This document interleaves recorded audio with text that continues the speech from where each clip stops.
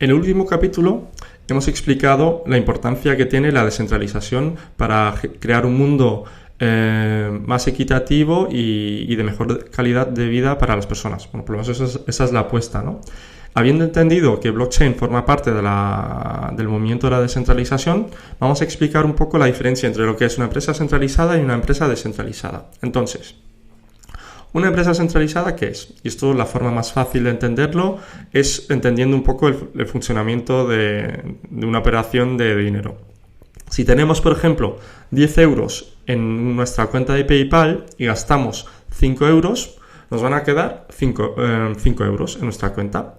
¿Y por qué confiamos en que eso es así? ¿O por qué nos creemos de que eso es así? Pues hay 2 o 3 razones principales por qué eso es así. Primero, porque nosotros confiamos en que PayPal nos dice la verdad, confiamos en nuestra contrapartida, porque es una empresa centralizada que nos dice que eso es lo que nos queda. Segundo, también confiamos en que PayPal tiene la capacidad de proteger sus sistemas y de que nadie va a poder manipular esa base de datos, que es un poco la razón por la que confiamos también en la empresa. Y por tercero, en muchos casos también muchas personas confían en que el regulador se va a ocupar de que una empresa como PayPal lo va a hacer todo correctamente, ¿no? Hay un supervisor que se ocupa de que eso funcione. Y esas son un poco las razones principales desde un punto de vista del sistema financiero, de cómo una empresa centralizada puede funcionar. Y esto es muy fácil de entender porque todos utilizamos este tipo de sistemas. Pero lo mismo que estoy diciendo para una transacción financiera, existe para una infinidad de otras transacciones que pueden ser el registro de propiedad, una autoridad certificadora o todo tipo de ejemplos, porque la gran mayoría de los ejemplos que tenemos alrededor de nosotros son ejemplos centralizados. Pero veamos cómo funciona esto en una red descentralizada o una red de empresas descentralizadas. Lo estoy llamando red de empresas descentralizadas, en realidad se basa en lo que es el concepto de un nodo, ¿no? Y para entender un poco de cómo funciona una blockchain pública, pues hay que entender 4 conceptos. El primer concepto es entender el concepto de nodo. Un nodo, ¿qué es? Simplemente cuando tienes una serie de ordenadores conectados en red, cada uno de esos ordenadores se llama un nodo. Entonces, esos nodos están conectados en red.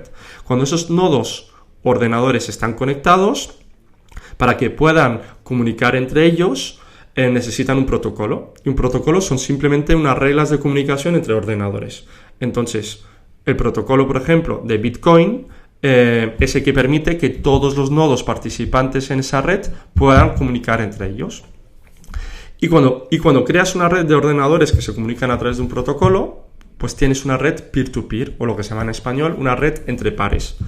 Una red entre pares básicamente es una red descentralizada que comparten un protocolo, que son unas reglas de comunicación, de unos nodos no jerárquicos, que no jerárquicos significa que todos los nodos son iguales entre sí en esa red, y esos nodos forman una red peer-to-peer.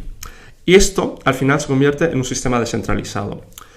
Esa idea de lo que es la descentralización, una red descentralizada, una blockchain pública, se inició con lo que es Bitcoin. Bitcoin se inició porque quería ser un dinero descentralizado sin necesidad de bancos centrales ni de bancos comerciales y ha ido evolucionando a muchas otras ideas. A día de hoy, una de las plataformas más conocidas es Ethereum. Ethereum no quiere ser un dinero descentralizado, sino lo que quiere ser es un ordenador universal para construir contratos inteligentes, que son básicamente programas autoejecutables de forma descentralizada, que se llaman dApps, para poder gestionar todo tipo de aplicaciones de forma descentralizada. Cuando digo de forma descentralizada es, en vez de tener un Twitter centralizado, podemos tenerlo descentralizado. En vez de tener un Uber centralizado, podemos tener un Uber descentralizado. Bueno, por lo menos esa es la apuesta de futuro.